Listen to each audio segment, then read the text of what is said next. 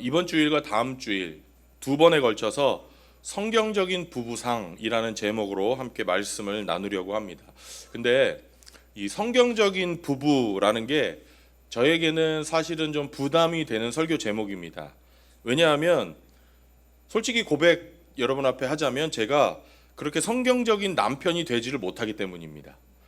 제 가정이 그런대로 행복하게 살아가는 이유는 제 아내가 아내 역할을 제대로 해주기 때문이지 저는 남편으로서 그렇게 좋은 점수를 주기는 어렵다고 생각합니다.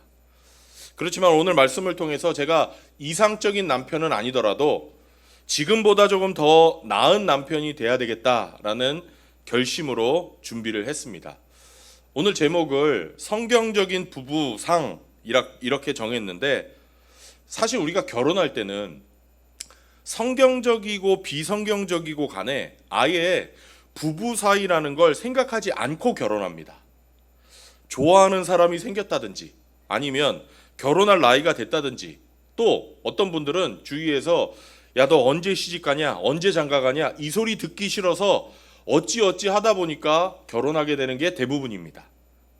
아내들은 막연하게 남편이 내 친정 아버지처럼 따뜻한 사람이 되지 않을까? 혹은 반대로 내 친정 아버지보다는 낫지 않겠나 하는 기대로 결혼했을 거고, 남편들은 또 아내가 자기 어머니같이 푸근한 여자가 아닐까, 혹은 반대로 그래도 내 어머니보다는 낫지 않을까, 이런 기대를 가지고 막연하게 결혼을 합니다. 그런데 막상 결혼해 보니까 어때요? 아닙니다. 아니니까 어때요? 싸우고 다투고 지지고 볶다가 세월이 지나면 조금씩 체념하면서 그냥 살아가는 겁니다. 그런데 우리가 예수님을 영접하면요, 그렇게 살다가 예수님을 영접하면 하나님의 자녀가 되면서 우리 삶에 어떤 사명이라는 게 주어집니다. 그래서 지금까지 정신없이 살아왔던 내 삶을 돌이켜보면서 보통 사람들이 다 그렇게 살듯이 살아왔던 나의 과거의 삶을 돌아보면서 이제 하나님의 부름받은 사명자로서의 삶을 정리하게 됩니다. 그래서 예수님을 주님으로 영접한 우리 성도님들도 오늘 2026년 이 시점에 정말 하나님이 원하시는 부부가 어떤 건지, 하나님이 원하시는 남편이 어떤 거고, 하나님이 원하시는 아내가 어떤 건지 살펴보는 건 저는 굉장히 중요하다고 생각합니다. 아직 결혼하지 않은 분들은요, 잘 기억해 두셨다가 나중에 잘 써먹으시고, 연세 많이 드신 분들은 잘 기억하셨다가 자녀들이나 손자들에게 써먹으시고, 또 지금 결혼 생활하고 있는 분들은 다시 하나님 앞에서 인생의 좌표를 찾는 소중한 기회가 되시기를 바랍니다. 첫 번째로, 성경적인 부부의 모습은 어떤 것인가? 성경적인 부부의 모습, 그리스도와 성도의 관계를 보여주는 관계입니다. 예수님과 성도의 관계를 보여주는 것이 성경적인 부부의 모습입니다. 22절부터 33절까지 본문을 보면 세번역 성경에 남편과 아내라는 소제목이 붙어 있습니다. 그래서 이 22절부터 쭉 하나님이 원하시는 남편의 모습, 하나님이 원하시는 아내의 모습이 쭉 묘사가 되어 있습니다.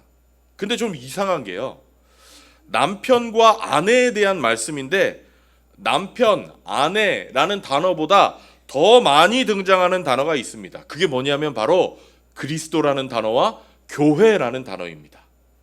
이 두 단어가 굉장히 많이 등장합니다. 예를 들어서 23절 한번 보시기 바랍니다. 23절 제가 읽겠습니다. 그리스도께서 교회의 머리가 되심같이, 앞에 벌써 그리스도와 교회라는 말이 나오지 않습니까? 남편은 아내의 머리가 됩니다. 바로 그리스도께서는 몸의 구주이십니다. 그리스도와 교회라는 말이 남편과 아내의 관계를 설명하는 이 구절들에서 계속해서 반복적으로 여러 번 나옵니다. 22절부터 쭉 읽어보시면 거의 매절마다 그리스도와 교회라는 단어가 등장하는 것을 볼 수가 있습니다. 아니, 왜 남편과 아내에 대한 말씀을 하는데 그리스도와 교회라는 단어가 이렇게 자주 나옵니까? 바로 그리스도와 교회의 관계가 우리가 어떤 남편이 돼야 되고 어떤 아내가 돼야 되고 남편과 아내의 관계가 어떠해야 되는지를 보여주고 있기 때문입니다. 우리 하나님은 부부를 만들어 주실 때 그 관계가 그리스도와 교회의 관계를 다른 사람들 눈에 가시적으로 보여주는 모델이 되기를 원하셨습니다. 당연히 여기서 교회라고 할 때는 우리가 지금 앉아 있는 이 건물을 생각하시면 안 됩니다. 교회 당을 얘기하는 게 아닙니다. 조직으로서의 교회를 생각하시면 안 되고요. 성경에서 교회라고 할 때는 언제든지 구원받은 사람들의 모임을 의미합니다. 그래서 이 부분을 읽으실 때 교회라고 하는 것보다 성도라는 말로 바꿔서 이해하시면 훨씬 더 마음에 와닿으실 겁니다. 그러니까 하나님이 부부를 만들어 주실 때 부부 관계가 어떻게 되기를 원하셨냐면 다른 사람들이 그 부부를 보고 예수 그리스도와 성도의 관계가 이런 거구나 하고 깨달을 수 있기를 원하셨다는 것입니다. 하나님과 성도들의 관계, 눈에 보이지 않는 그 관계를 눈에 보이도록 보여주는 게 바로 예수 믿는 부부의 관계라는 겁니다. 세례의 예를 들면은 이해하기가 더 쉬우실 겁니다. 여러분, 우리가 세례를 왜 받습니까? 세례는 내가 예수님을 주님으로 영접해서, 저를 예로 들면 옛날 김은택은 예수님과 함께 죽고 예수님과 함께 무덤에 묻히고 그리고 나서 하나님의 아들 김은택으로 다시 살아났다는 것을 다른 사람들 눈에 가시적으로 보여주기 위해서 세례를 받습니다. 나는 이제 예수님을 영접해서 내 과거의 죄는 모두 용서받았고 이제 옛날 김은택은 죽고 하나님의 아들 김은택으로 태어났다는 것을 눈으로 볼 수 있게 보여주는 것, 그 영적인 실체를 가시적으로 보여주는 것이 바로 세례식입니다. 마찬가지로 그리스도와 교회의 따뜻한 사랑의 관계를 하나님이 사람들의 눈에 보여주기 위해서 여러분을 부부로 만들어 주셨고 그걸 잘 보여주기 위해서 부부 생활을 해 나가라 라고 성경은 우리에게 말씀하고 있는 겁니다. 즉 하나님이 원하시는 게 뭐냐면 구체적으로 하나님을 모르거나 아니면 예수님을 새로 믿는 사람들이 하나님을 잘 섬기는 부부의 모습을 가만히 보면서 남편이 아내를 사랑하는 모습을 보면서 나는 예수님이 우리를 사랑하신다는 게 무슨 뜻인지 이해가 안 갔는데 저렇게 사랑하는 건가 보다. 이렇게 감이 잡히게 할 책임을 가지고 있다는 겁니다. 또 하나님을 모르거나 새로 예수님을 믿는 분들이 부인이 남편에게 순종하는 모습을 보면서 성도들은 예수님께 저렇게 순종해야 되는 거구나. 이렇게 감을 잡으라고 우리를 부부로 맺어주셨다는 것입니다. 이게 예수 믿는 부부에게 주신 사명입니다. 자식 낳는 것도 중요합니다. 또 인생의 반려자로 서로 돕는 사람으로 살아가는 것도 중요합니다. 그런데 더 중요한 것이 있습니다. 정말 중요한 것은 우리의 부부 관계를 통해서 다른 사람들이 예수님과 성도의 관계를 구체적으로 볼 수 있고 배울 수 있고 느낄 수 있게 하기 위해서 우리를 부부로 만들어 주신 겁니다. 우리는 그런 사명을 가진 사람들입니다. 여기까지 이제 설교를 들으시면 나는 이때까지 부부 생활을 헛했구나 이런 생각이 드십니까? 실망하지 마십시오. 이런 배경에서 두 번째로 아내가 남편에게 어떻게 해야 될까를 살펴보도록 하겠습니다. 아내는 남편에게 어떻게 해야 되는가? 저를 따라서 하겠습니다. 아내는 남편에게 순종합니다. 그런데 남자분들 목소리가 더 큽니다. 우리 여자들만 하겠습니다. 아내는 남편에게 순종합니다.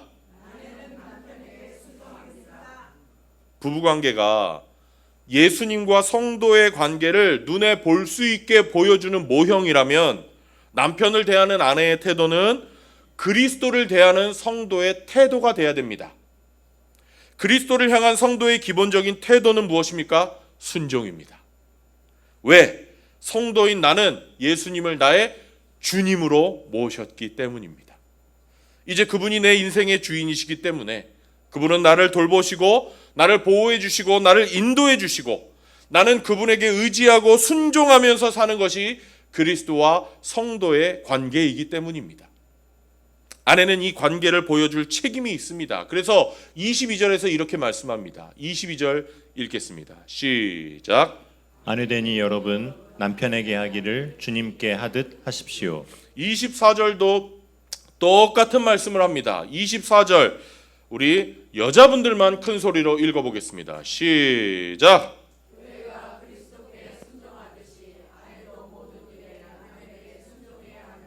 아내 되신 분들은 이 책임을 깨달으시기를 바랍니다.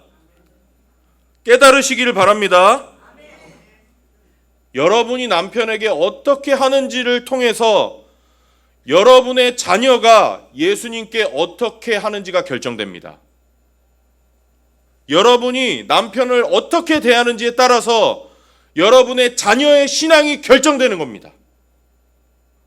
여러분이 의식을 할지 안 할지 모르지만 여러분이 남편에게 어떻게 대하는지를 통해서 여러분 주위에 있는 사람이나 예수님을 안 믿는 사람, 새로 믿는 사람이 예수님을 대하는 태도가 결정됩니다. 아내 되신 분들은 이 큰 사명을 깨달으셔서 남편과 단순히 지지고 볶으면서 사는 게 아니라 내가 지금 예수님과 성도의 관계를 다른 사람에게 보여주는 책임감을 가지고 사는 거구나 깨달으시고 예수님께 순종하듯이 남편에게 순종하시기를 바랍니다. 우리 정도 하니까 형제님들 얼굴이 좀 신나신 것 같습니다. 야, 오늘 김 목사 설교 잘한다. 저 사람 이 설교 듣고 나면 좀 고분고분해지겠지. 그래서 미소 짓고 계신 건가요? 그런 생각을 갖고 계신 분들을 위해서 제가 성경적인 순종이 아닌 것을 좀 말씀을 드리겠습니다. 성경적인 순종이 아닌 것, 첫째로 성경적인 순종은요 굴종을 의미하지 않습니다. 굴종은 성경적인 순종이 아닙니다. 남편에게 순종하라고 말씀했다고 해서 그게 남편이 하라는 대로 아무 말도 안 하고 그냥 그대로 따라가는 거, 시키는 대로 아무 말도 하라고 안 하고 하는 거, 이런 굴종을 의미하는 게 아닙니다. 착각하지 마세요, 미소 짓던 남자분들. 왜냐하면 하나님이 아내를 주신 것은 종으로 주신 게 아닙니다. 아내를 하나님이 주신 것은 하녀로 주신 게 아닙니다. 하나님이 아내를 남편에게 주신 것은 동역자로 주신 것입니다. 하나님은 아내를 동역자로 주셨습니다. 창세기에서 하나님이 사람을 창조하시는 모습을 보면 확실히 알 수 있습니다. 하나님이 흙으로 사람을 만드시고 생명을 불어넣으셔서 사람을 만드셨습니다. 아담을 만드셨어요. 그 다음에 여자를 만드실 필요성을 느끼셨습니다. 왜냐하면 창세기 2장 18절 보겠습니다. 읽어볼까요? 시작. 주 하나님이 말씀하셨다. 남자가 혼자 있는 것이 좋지 않으니 그를 돕는 사람 곧 그에게 알맞은 짝을 만들어 주겠다. 혼자 있는 남자의 모습이 뭔가 불완전해 보였던 겁니다. 좋아 보이지가 않았어요. 그래서 그를 돕는 사람을 만들어 주기로 하신 겁니다. 섬기는 사람이 아니라 뭐 하는 사람? 돕는 사람이요. 그리고 그 사람을 뭐라고 하나님이 묘사하시냐면 알맞은 짝이라고 말씀하십니다. 짐승도 있었고요. 다른 여러 가지 생물들이 많았습니다. 그렇지만 사람과는 짝이 될 수가 없었습니다. 남자와 함께 동등하게 살면서 남자를 도와줄 수 있는 사람, 그런 사람으로 만드신 게 바로 여자입니다. 그래서 어떤 분은요, 하나님이 여자를 만드실 때 아담의 갈비뼈를 재료로 만드셨다는데 아주 큰 의미를 부여하는 목사님도 계시더라고요. 들어보셨을 겁니다. 만약에 아담의 목뼈를 빼서 만들었다면 여자가 남자 위에 군림하려고 했을 거고, 발가락뼈로 만드셨다면 남자가 여자를 짓밟으려고 했을 텐데 옆구리에 있는 갈비뼈로 만드셨기 때문에 함께 서서 동역하는 동역자가 된 거 아니냐, 일리가 있는 말씀입니다. 여러분, 성경적인 순종은, 남편에 대한 순종은 굴종을 의미하는 게 아닙니다. 무엇보다 하나님은 남편을 도우라고 여자를 만드신 거기 때문에 남자와는 다른 사람을 짝으로 지어주십니다. 남자와 여자는 그만큼 다릅니다. 사물을 보는 눈도 다르고 느끼는 법도 다르고 사건을 해결해가는 방법도 다릅니다. 이렇게 많이 다른 사람을 약점을 보충하라고 나의 짝으로 주신 겁니다. 뭐 하라고요? 약점을 보충하라고. 그런데 저도 남자지만 남자들 참 어리석죠. 그렇게 나의 부족한 부분을 보충하라고 나와 다른 사람을 짝으로 지어주셨는데 고마워할 줄 모르고 감사할 줄 모르고 이렇게 말합니다. 목사님, 내 아내는 나를 이해 못합니다. 생각하는 게 나랑 너무 달라요. 느끼는 것도 다르고요. 사고방식이 너무너무 안 맞습니다. 나 이렇게 안 맞는 사람하고 못 살겠어요. 이렇게 못난 소리 하는 게 남자입니다. 그 목적 때문에 나랑 다른 사람을 짝으로 주신 건데 그거 감사해야 될 제목인데 오히려 그거 갖고 불평하면서 못 살겠다고 하면 되겠습니까? 남편 되신 분들, 하나님이 나랑은 다른 사람을 짝으로 주셔서 내 약점을 보완해 주시고 내 실수를 막아 주신다는 걸 아시고 나랑 다르게 생각하는 거, 다르게 느끼는 거, 다른 해결 방법을 찾는 아내가 있다는 것을 감사하시기를 축원합니다. 이런 이유로 하나님이 돕는 배필로 아내를 주셨는데 남자가 야, 너는 내가 하라는 대로 해라. 내가 생각하는 대로 군말하지 말고 따라오고 내가 이렇게 하라고 하면은 그대로 해라. 이렇게 굴종을 강요하면 하나님이 부부로 만들어주신 창조의 원리가 끊어지는 겁니다. 그렇게 자기 멋대로 하려면 장가를 가지 말고 식모를 얻으셔야죠. 그거는 기독교 복음이 아니에요. 그거는 유교의 사상입니다. 안 그렇습니까? 얼마나 또 손해예요. 생각해 보세요. 얼마나 어리석은 짓이에요. 하나님이 내 약점과 문제와 부족한 걸 아시고 그걸 보충해 줄 수 있는 짝을 주신 건데 그 사람의 생각과 감정과 의견을 무시하고 내가 원하는 대로만 하는 거. 이거 창조의 질서에 어긋날 뿐만 아니라 내 약점을 있는 그대로 드러내는 얼마나 어리석은 행동입니까? 형제님들, 제발 아내의 말에 귀를 기울이시기를 바랍니다. 귀를 기울이세요. 다 그런 건 아니지만요. 일반적으로 여성들은 남성들에 비해서 육감이라는 게 좋습니다. 그렇지 않습니까? 남편 되신 분들, 아내의 그 육감을 존중하시기를 바랍니다. 뭐가 있어요. 또 관계에 대해서는요, 보통 여러분 인정 안 하시겠죠. 남자분들은 대부분 바보 같아서 좀 어리석어서 그래요. 관계에 대해서는요, 보통 다는 아닙니다. 보통 남자보다 여자가 훨씬 낫습니다. 저도 남자지만 솔직히 고백하는 겁니다. 이웃과의 관계에 대한, 친척과의 관계에 대한, 가족 간의 관계에 대한 것은 무조건 아내의 말에 귀를 기울이십시오. 또 가정에 대해서도 아내의 의견에 귀를 기울이시기를 바랍니다. 웬만하면 가정의 일은 아내에게 맡기세요. 여성들은요, 남성과 다르게 가정을 보호하려는 본능이 더 뛰어납니다. 남자들은 천방지축 밖으로 나돌려는 본성이 있잖아요. 근거도 없이 일을 벌리는 게 남자 아닙니까? 이런 남자에게 가정을 맡기면 큰일 날까 싶어서 하나님이 안전장치로 주신 게 아내예요. 아내가 만약에 지금 안 됩니다, 나중에 합시다 하면은 고마운 줄 아셔야 됩니다. 아내들 때문에 지금 내 가정이 유지되는 거고 아내들 때문에 내 자녀들이 지금 보호 속에서 자라나고 있다는 것을 기억하셔야 됩니다. 우리 남편분들, 정말 하나님이 나를 사랑하셔서 이렇게 나와는 다른 짝을 주셨다는 거 감사하시고 나를 도와주라고 주신 아내니까 그 말에 귀를 기울이시고 의견을 소중하게 여기시기를 축원합니다. 또 성경적인 순종이 아닌 게 뭐냐? 둘째로, 성경적인 순종이 아닌 것은 절대적인 순종을 말합니다. 절대적인 순종을 의미하는 게 아닙니다. 무슨 말이냐?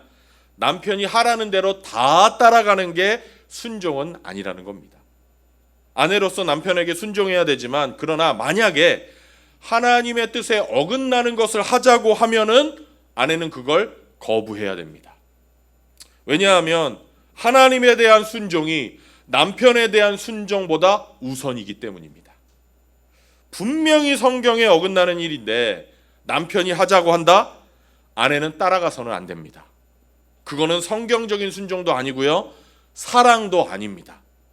고린도전서 13장에 보면 사랑이 뭔지가 쭉 써져 있는데 그 중에 이런 말이 있습니다. 사랑은 악을 기뻐하지 않습니다.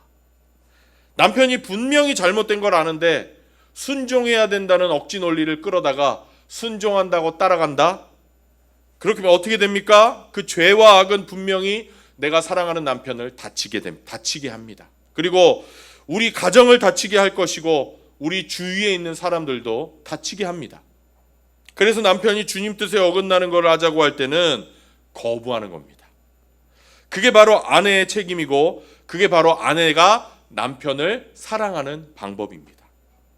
남편들, 내가 잘못하고 있을 때 내 잘못을 지적해주고 내가 잘못한 걸 하자고 할 때 거부하는 아내에 대해서 불평하지 마시고 귀중한 줄 아시기를 바랍니다.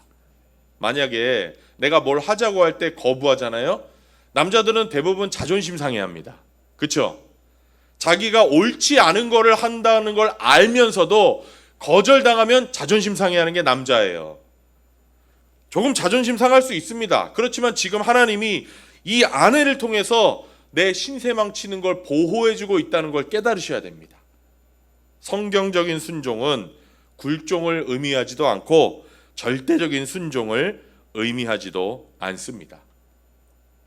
제가 지금까지 성경적인 순종이 아닌 걸 나눴는데 그러면 마지막으로 성경적인 순종이 뭔지를 생각해 보겠습니다.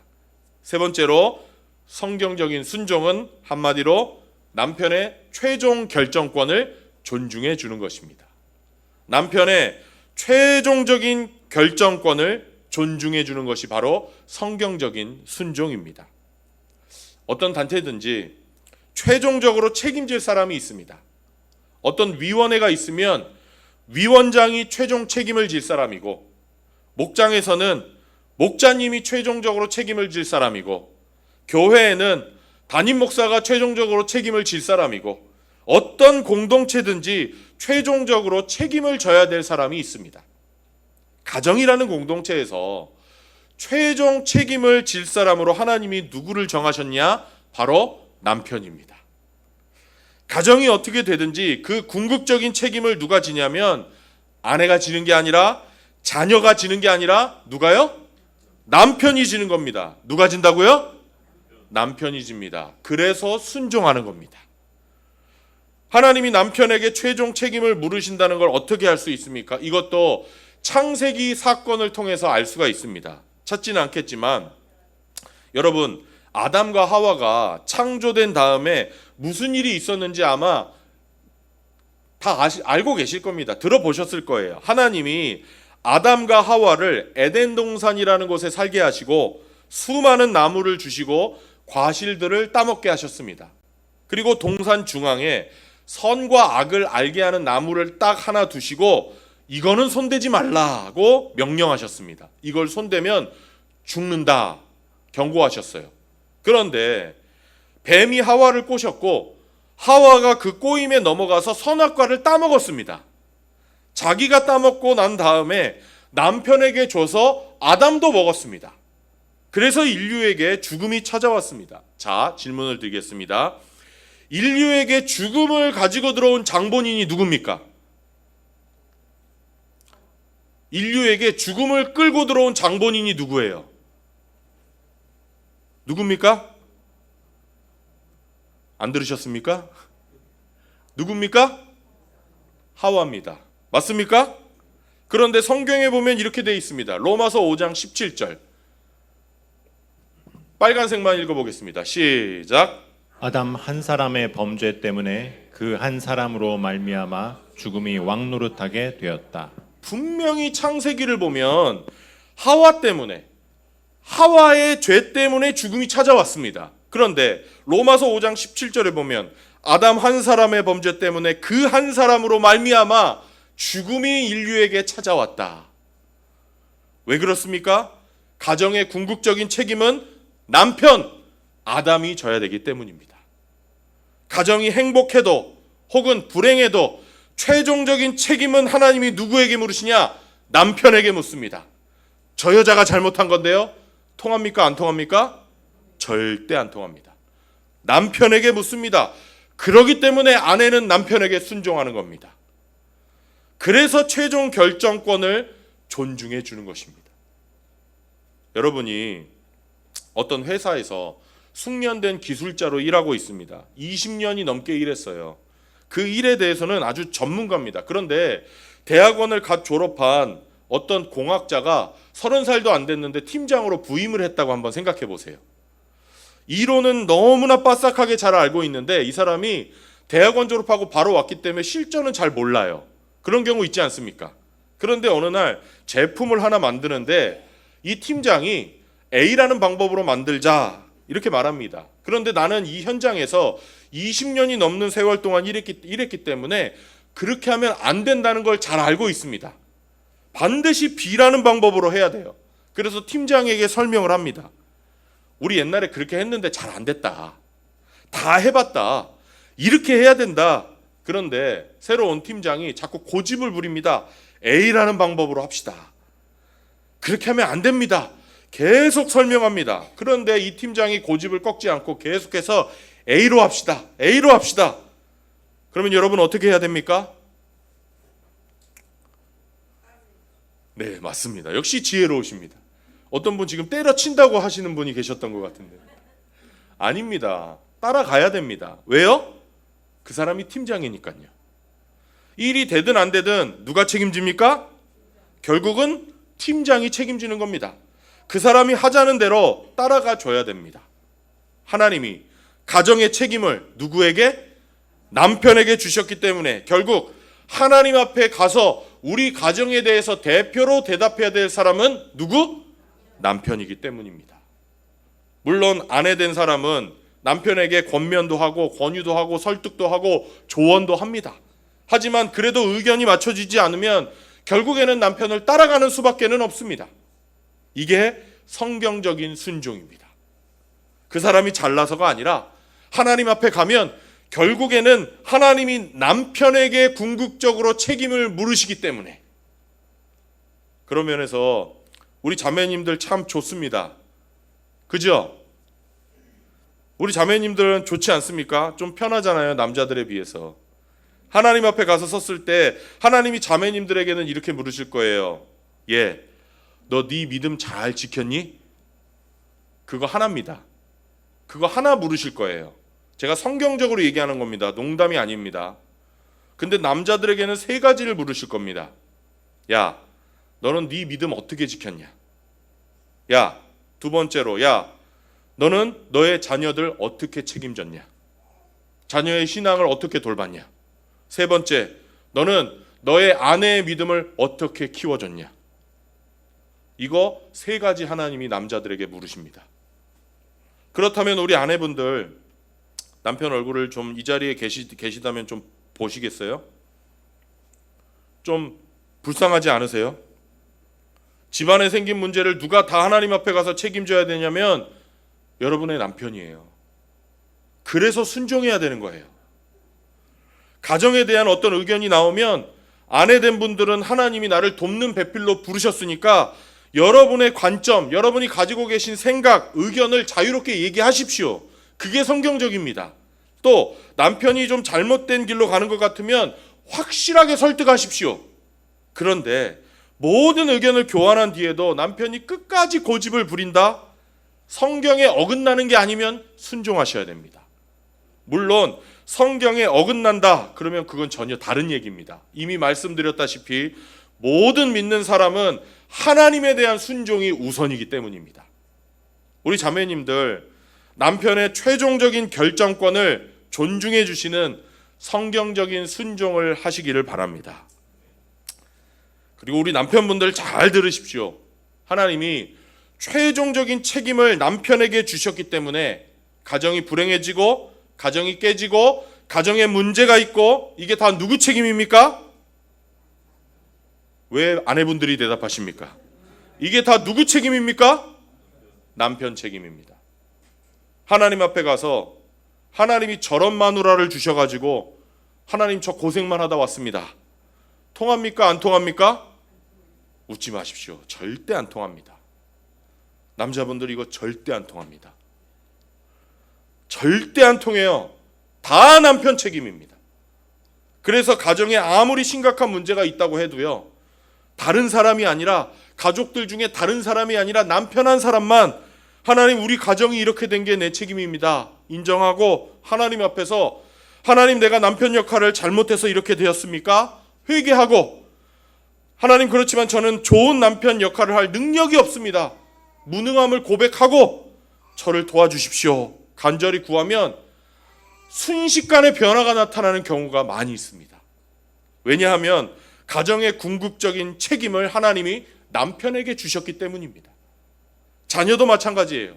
10대가 되면 부모 말 듣습니까? 안 듣습니까? 저렇게 이쁜 애기들도요, 10대가 되기 전부터 부모님 말 안 들어요. 이미 나쁜 친구 사귀고, 만약에 10대가 돼서 경찰서 들락날락 한다고 생각해 보세요. 누구 책임이에요? 누구 책임이에요? 왜 어머니들이 아버지 책임이라고 대답을 하세요? 남자분들이 대답하셔야지. 누구 책임이에요? 아버지 책임이에요. 하나님은 어머니가 아니라 아버지에게 책임을 물으실 거예요. 그런데 우리나라 아버지들은 뭐라 그래요?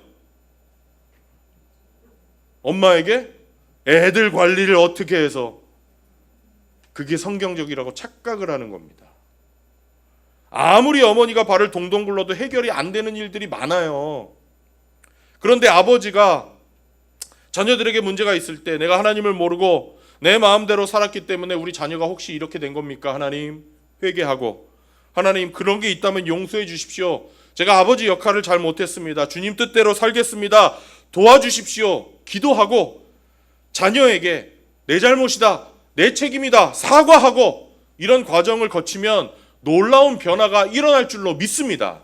왜? 하나님은 남편에게, 아버지에게 책임을 맡기셨기 때문입니다.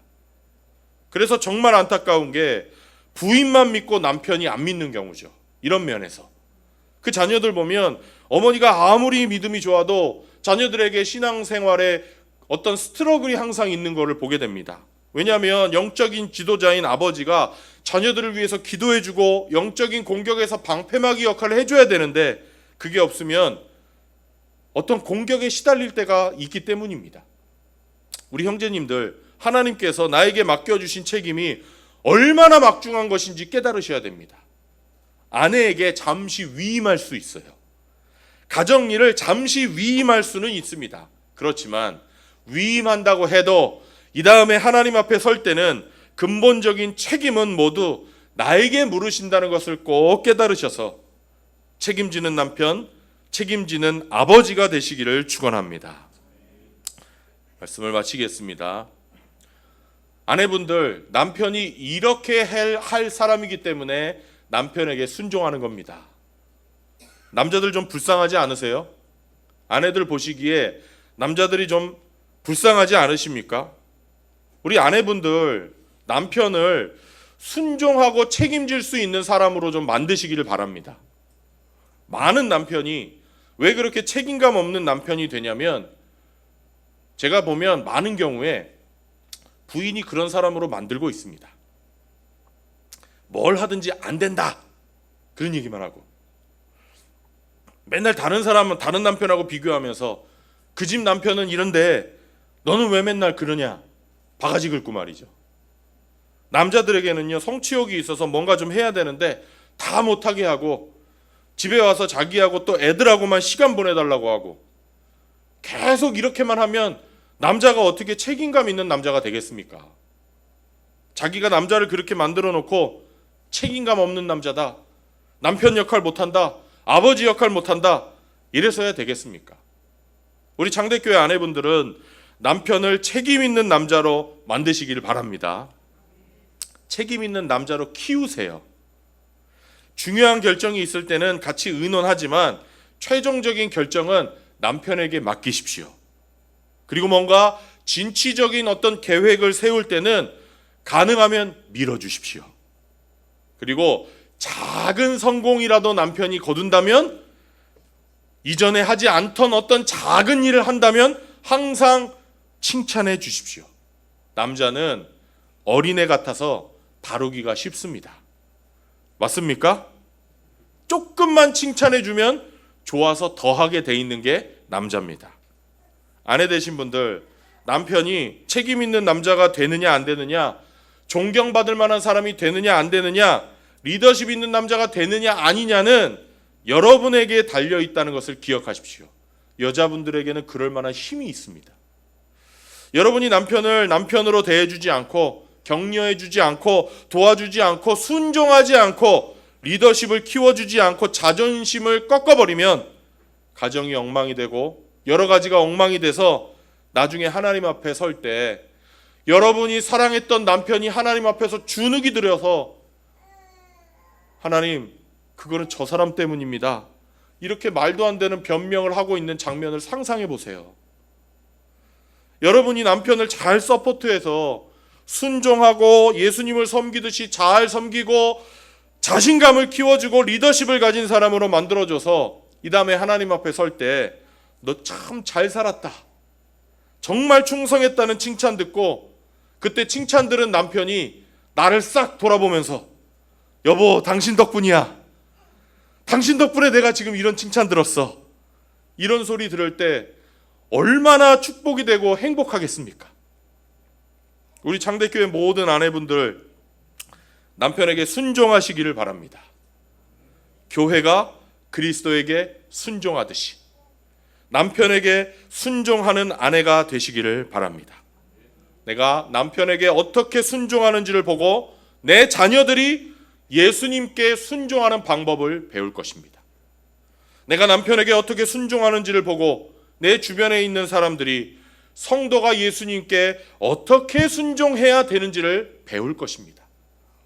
이런 책임감으로 남편을 밀어주고 순종하고 키워주고 자신감 있는 사람으로 만드셔서 여러분도 복을 받고 남편도 복을 받고 자녀들도 복을 받고 온 가족이 복을 누리는 복된 은혜가 있기를 주님의 이름으로 축원합니다. 다 같이 기도하겠습니다.